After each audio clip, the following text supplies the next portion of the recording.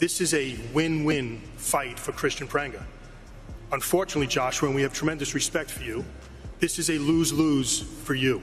The situation your team has placed you in is untenable. And it's shocking that Eddie and his team chose to take on a heavy-handed, heavyweight puncher like Kristian Prenga with their prized possession.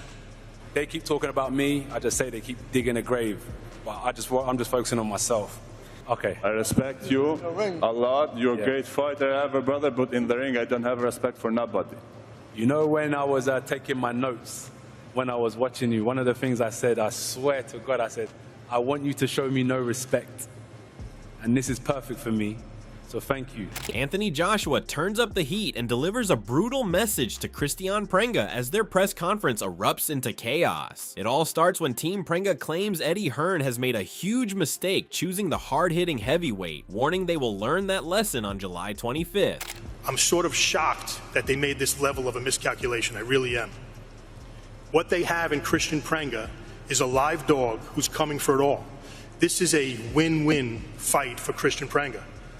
Unfortunately, Joshua, and we have tremendous respect for you, this is a lose-lose for you. The situation your team has placed you in is untenable.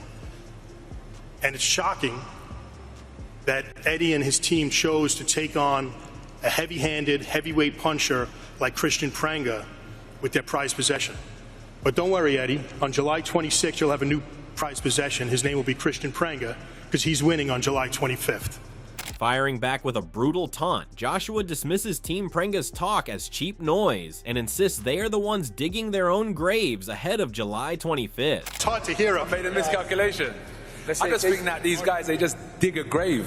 The grave's already been dug, but they keep digging deeper and deeper and deeper. I'm just gonna do what I need to do. I got full belief. I just know exactly what I need to do. I'm not worrying. I respect him. I respect every opponent. But when I look at myself, I know what I've got to do, and I know I'm going to deliver. It's what I do. It's what I do, and it's what I'm going to do. All the talk's cheap. We will see. We will see. This is my division. Brimming with confidence, Kristian insists he is a man of action rather than words and promises to land punches Joshua has never experienced in his entire career. I train hard. I'm ready. And I'm sorry I'm not good at talker. I'm not the talker guy, but I'm a puncher guy, and I'm Albanian. I promise you, if I catch you, you never feel that my punch. It's good. I like it. I promise you, brother. I respect it. I respect you too. You're a great boxer, you're a great fighter, but in the ring, I don't have respect for my father. While many see this as a tune-up fight for Joshua with Tyson Fury firmly in his sights, Tim Bradley weighs in on how he views the matchup. AJ don't fall into this, man. I thought AJ was gonna fall into when he fought against Jake Paul, and he didn't. He came in, he wiped that man out. He wiped him out. He followed the script until he didn't. He followed the script until he didn't. You know, but you know, I expect AJ to go in there and do the same thing. Yeah, we want a body, AJ. Yeah, for sure. And if you don't, it's not gonna make the Fury fight any more better. It's not. It's not gonna make it any more better. Because Fury was supposed to give us that, and he didn't give us that. And then if you go in there and you lay an egg, and you don't give us what we're supposed to get, I don't really care about the Fury fight. Critical of the tune-up label, Tim Bradley notes Eddie Hearn's attempt to bring in a Fury-like opponent in size, but warns Kristian's knockout record demands serious caution. Never been past 8 rounds. He's 20, I think he's 20-0. No, 20-1 with 20 knockouts. So he got some pop on his shots. He got a good-ass right hand. Got a pretty good left hook as well. Left hook to the body. But the one thing that I see about this guy, he's big too. He's like 6'5", about 260. So I see what they doing. Anthony Joshua, you know, Eddie Hearns, they trying to get a guy that's similar in height and, you know, reach and everything of Tyson Fury. I see what they doing. You know, But I feel like Anthony Joshua don't need it. His advice to Anthony Joshua is very clear. Stay composed and do not get reckless with Kristian. Instead, Tim Bradley urges him to apply steady pressure from the opening bell, mixing sharp combinations with heavy shots to keep Kristian backed into the corner. He believes Joshua does not need to chase a knockout early, but rather break him down methodically and control every exchange to secure a clean and dominant victory without taking unnecessary risks. All you gotta do is take it to him. That's it. Avoid getting hit with a big shot. You know, got a good right hand. All you gotta do is take it to him. You know, this guy right here, he's tough, but he's soft at the same time.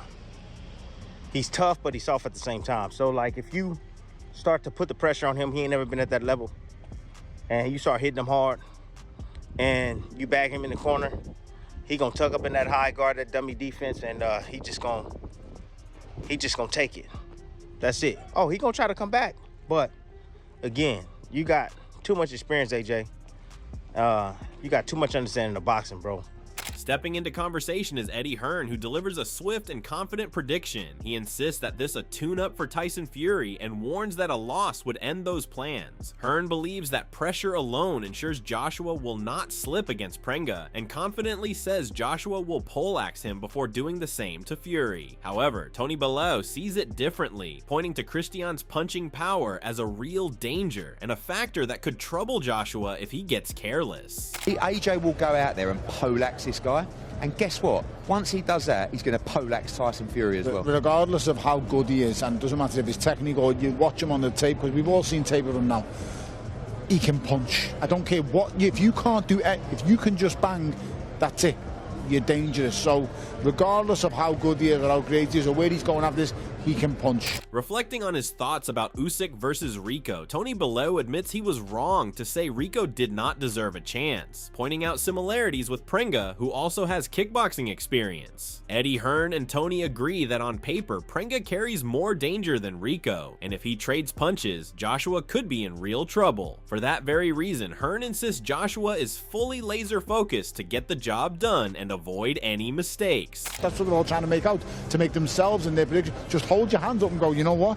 Rico Verhoeven done absolutely amazing. When you say it like that, Eddie, that's quite scary, because I guess what you're trying to say is Kristian Prenga is a better boxer than Rico Verhoeven. Listen, I'm team AJ all day long. I think Prenga on paper is a bigger favourite than Rico was going in against. He'd have to be. I mean, 20 wins, 20 KOs. And AJ's coming off the accident. I mean, he's come, like all this different stuff. And like you said, the one thing this guy's going to do is throw. Of course. Right? He's got when nothing to AJ's lose. throwing, he's going to throw.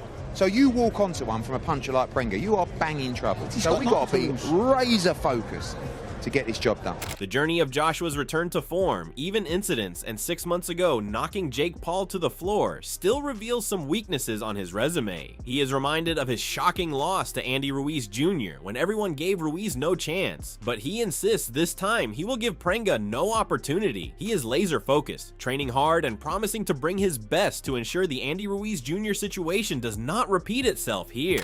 Still don't give Prenga a chance, because I'm on it. That's what I'm trying to tell you. That was then, this is now. There's nothing that is going to stop me. I'm fully focused on the job. And what I'm saying is, yes, strange things have happened. No one gave Ruiz a chance then, and he managed to pull it off. And I'm saying stranger things will happen in the future. That's what I'm trying to say. I hear you.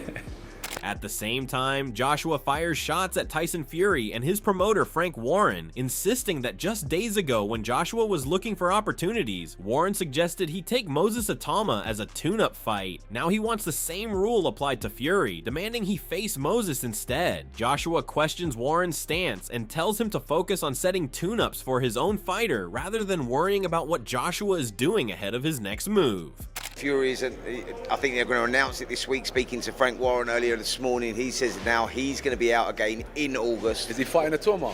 I'm not sure who he's fighting. Frank wouldn't give me any indication. Because he was saying to me when I was looking for an opponent for this day, he was like, you know, fight. I think he was saying fight Wardley, fight Atama. These fights are easy to be made. Yeah. If you're looking for a comeback fight, So I think that would be a perfect name because they're all under the same promotion, right? Yeah, absolutely. So Fury is what he says he is. Maybe he should step forward and Frank should put his fighter forward instead of worrying about what I'm up to.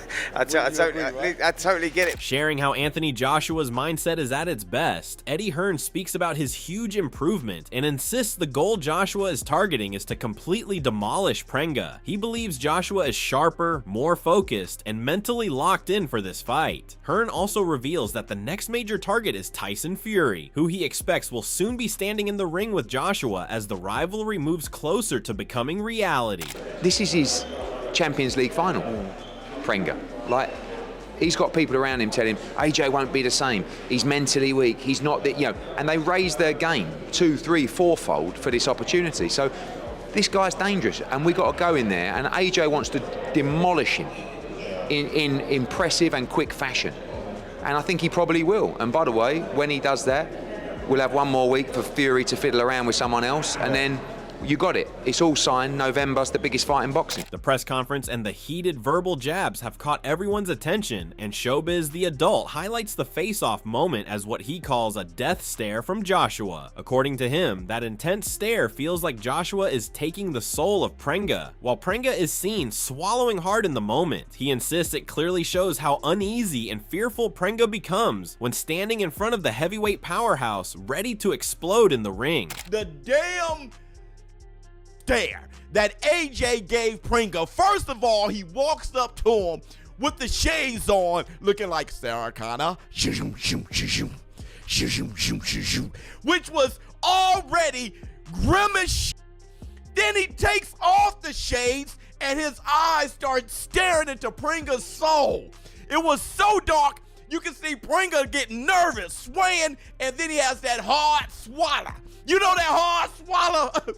Right? Remember that swallow that Martin gave Chill on House Party? He had that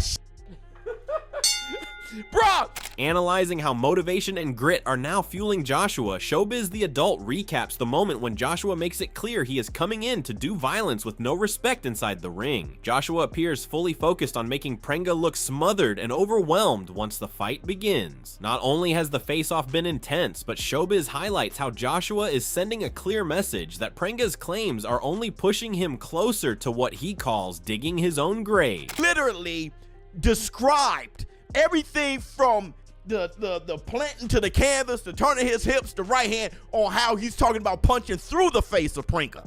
I'm going to punch with bad intentions, and I'm going to bite down on my gum shoulder and plant my feet into that ring canvas and turn my hips, and I'm going to hit him hard and see if he can survive my power shots as well. Then told Prenga, I hope you don't respect me in the ring. Please just respect me in the damn ring. I don't want respect. I don't want love. I want violence. No matter what, one thing everyone is adamant about is that Joshua needs to be fully prepared for Prenga. Gareth Davies shares his thoughts and insists on the same point, highlighting that 95% of Prenga's knockouts have come against opponents who are not elite, with the exception of Joey Dawejko. Davies suggests that at the press conference, Prenga should have brought up Dawejko's name, since he is the one fighter who gave Joshua real trouble and a tough time in sparring. According to Gareth, if Prenga had mentioned him, it would have been a mental firing shot of his own, shifting anticipation and adding a whole new layer of tension before the fight. To be very focused against this guy because he's an unknown. It would be highly embarrassing for him to lose. Prenga's been around a long time, 35 years old. Like you say, he's knocked out 95% of his opponents, but 100% of those, 95% of those opponents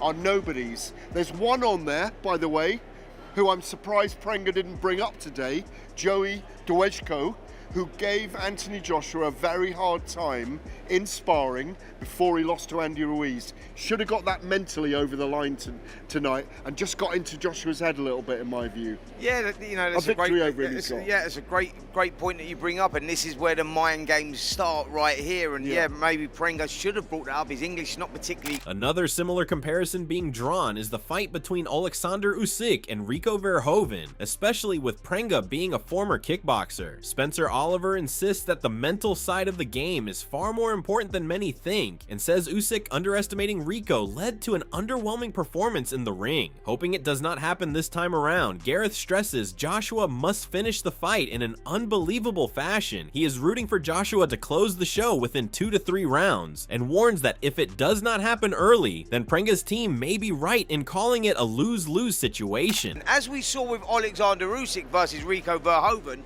physically you can get yourself into that condition, but if there's no fear factor here, psychologically you can underperform. We saw that against Usyk, and hopefully we don't see it against Anthony. No, because this guy's a boxer and he'll make normal shapes. But Prenga said, and I do agree with him. Former kickboxer, by the way. Former kickboxer, yeah, but he's boxed for a long time now, 10 years. The thing about he's saying about AJ is this is a lose-lose for him, and unless AJ goes in there and dominates him and knocks him out, which I believe he'll do inside 3 rounds, if not 2, I think it is a lose-lose for him, and I think Prenga's right in that respect to throw that out there. Absolutely. Again, that's the mind game. With all the tension, warnings, and mind games building up, one thing is clear. This fight is far from ordinary, and Joshua is stepping in with everything on the line. Now, the only question is, will Prenga shock the world, or will Joshua deliver the early finish everyone is predicting? Drop your thoughts in the comments, smash the like button if you enjoyed the breakdown, and subscribe for more heated boxing updates and fight build-ups like this. Stay tuned because this rivalry is only getting started.